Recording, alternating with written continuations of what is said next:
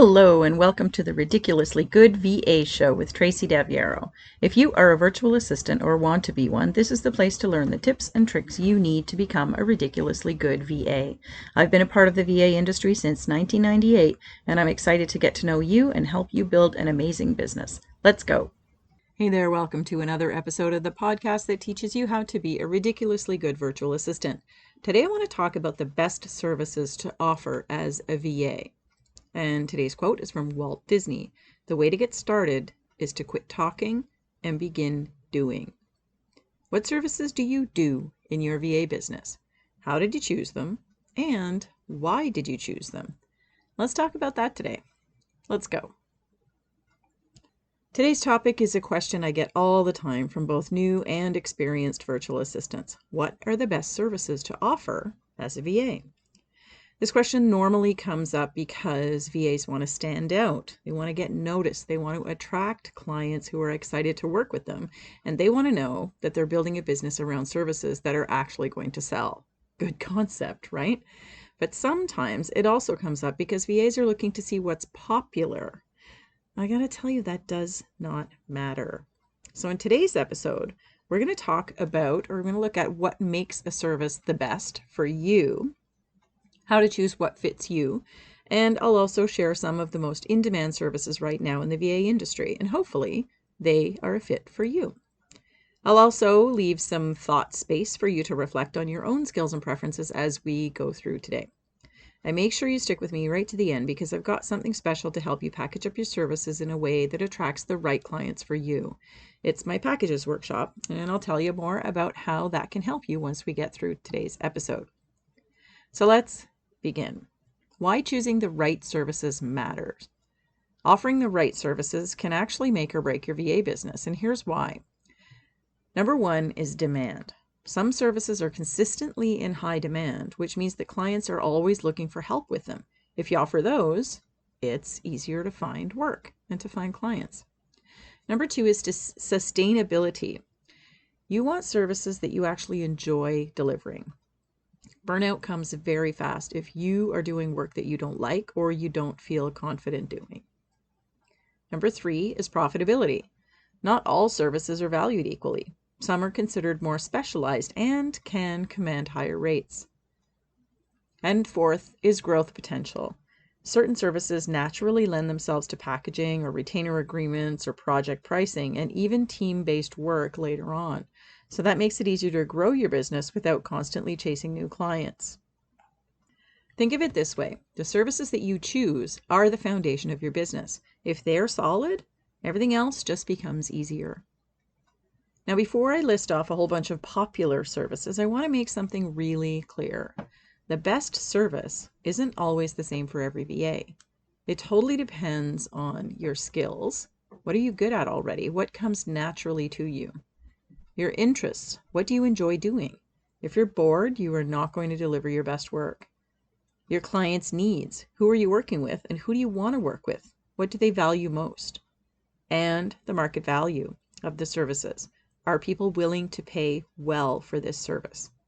When you match your skills and interest with the client demand and profitability, that's where you are going to find your sweet spot. To make this a little simpler, let's group VA services into categories. That way you can see the big picture and figure out which area you're most aligned with. Number one, administrative services.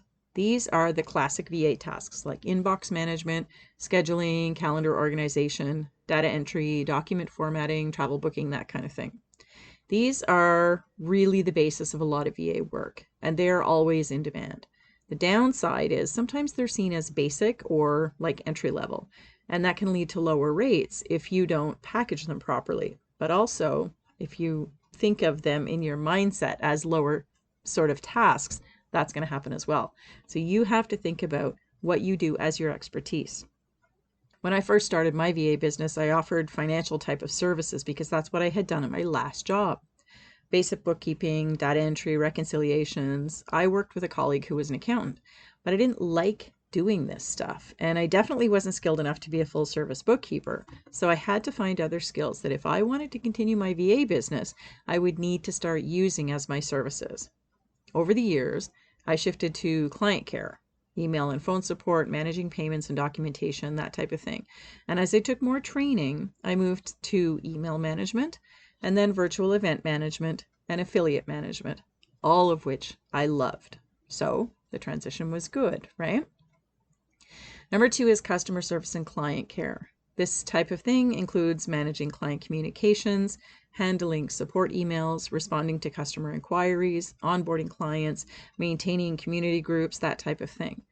Businesses value this service highly because it definitely impacts their reputation and their client experience and their client retention. And while the service is customer service, I've always called it client care. I feel like it's a more defined result with just that slight shift in language. And my VAs that I've coached who offer client care as their specialty often just moved up to executive client care levels instead of changing their services altogether because they loved the work and because they found clients who valued it. Number 3 is marketing support. This is one of the biggest growth areas for VAs, and it was even, when I started out a long time ago too.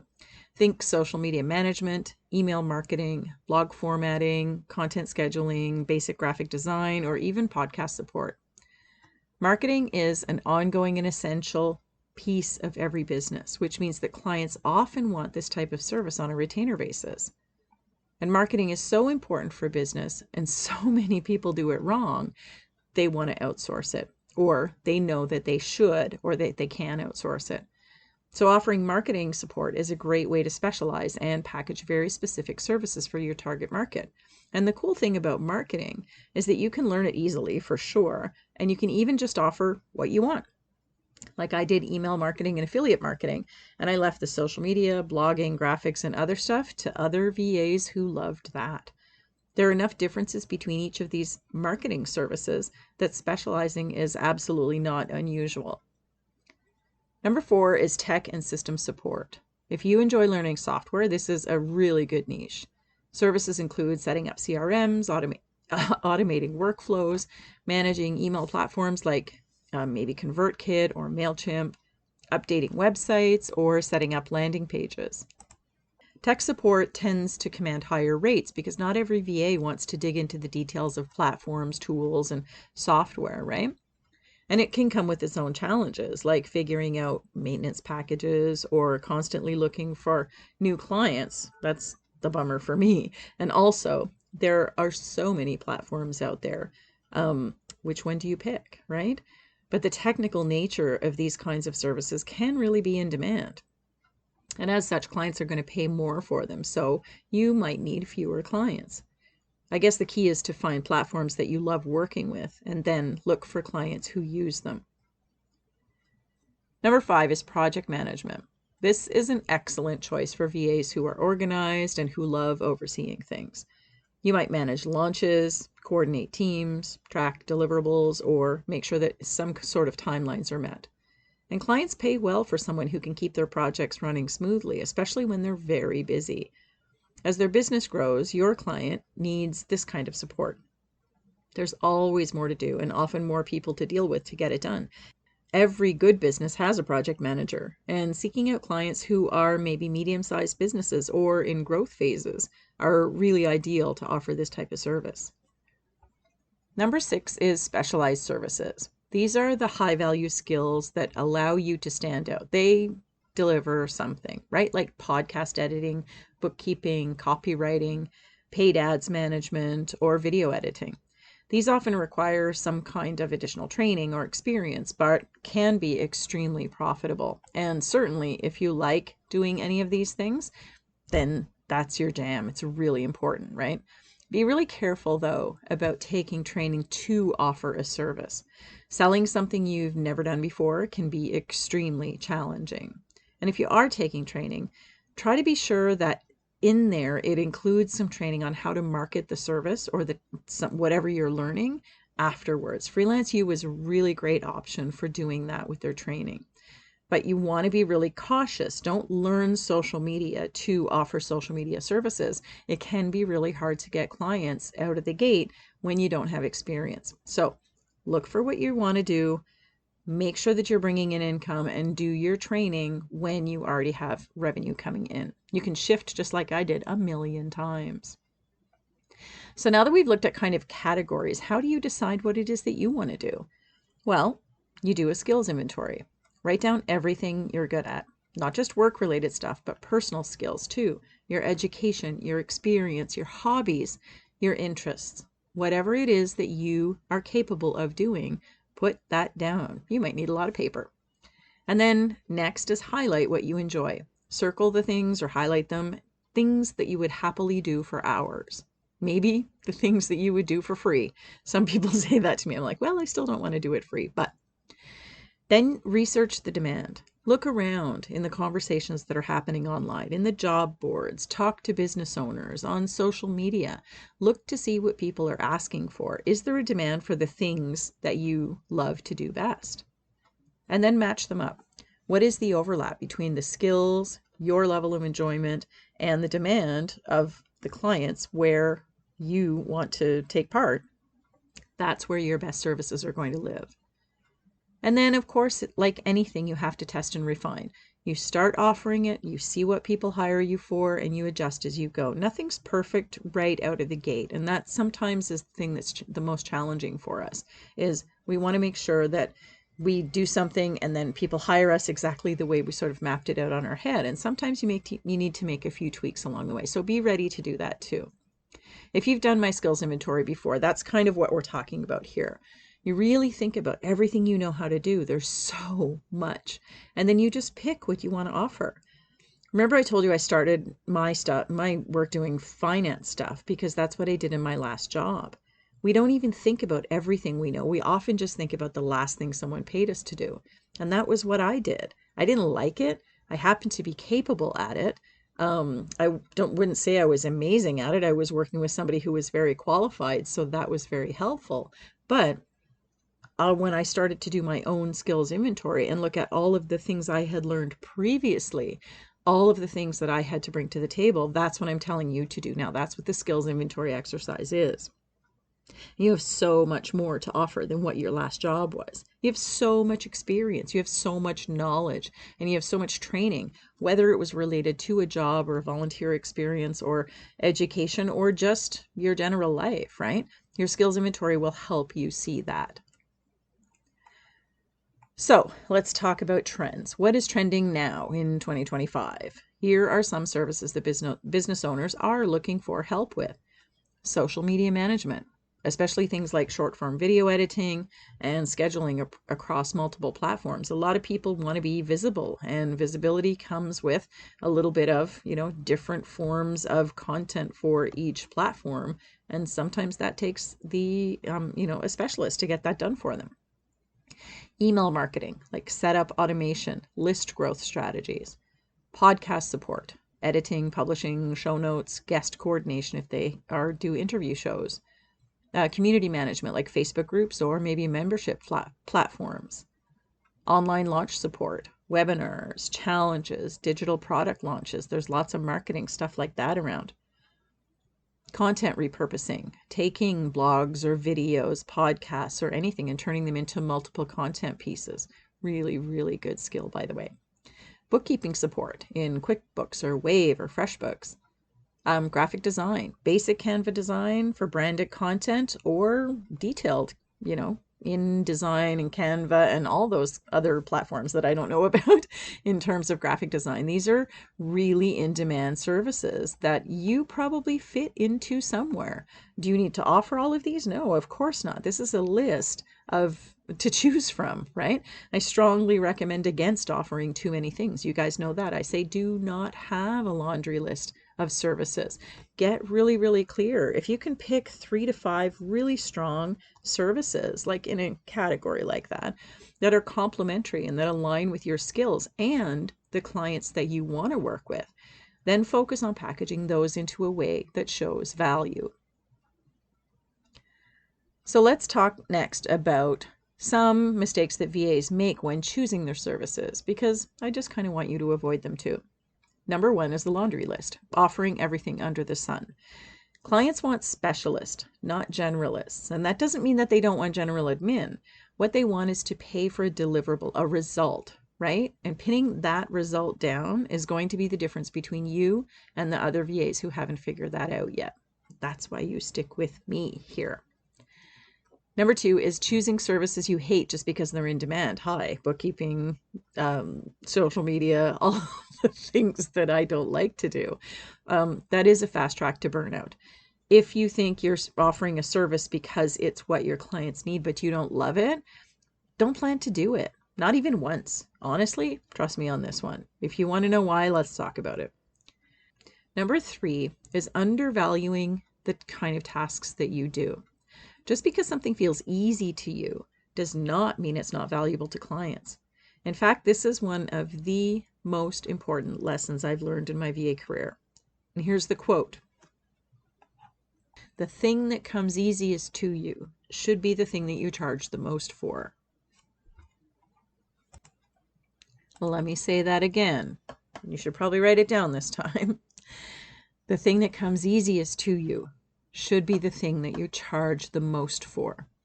It is not easy for others. That is your secret sauce.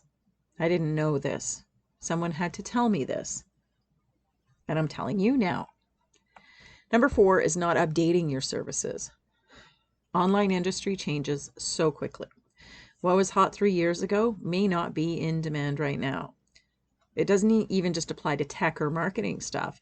There are new platforms for everything, new apps, new ways of communicating and collaborating, and new ways to automate things for all of your services. If you keep yourself up to date on things that are relevant to your services and to your clients, you're going to stay hot.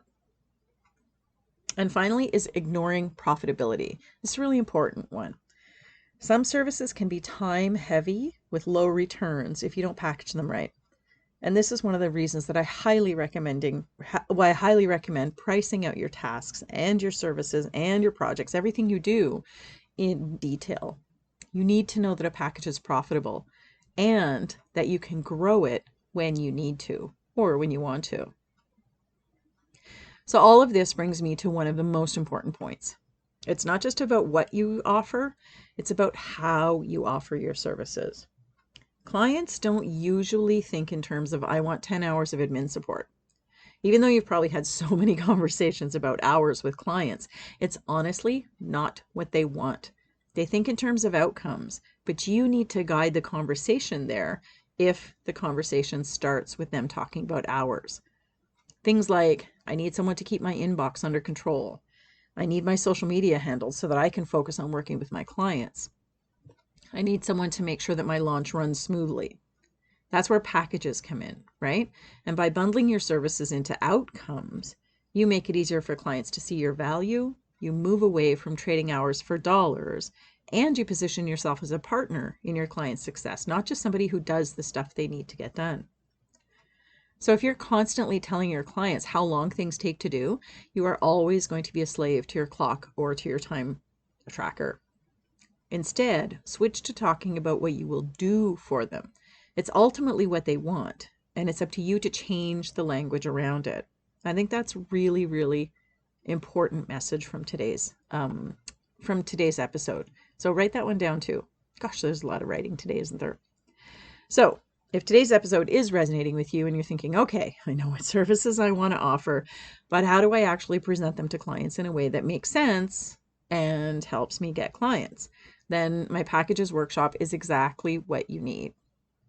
In this workshop, we're going to walk through how to take the services you offer and turn them into outcome-based packages, talking about what you're going to do, how to price those packages so that you're confident in what you're charging.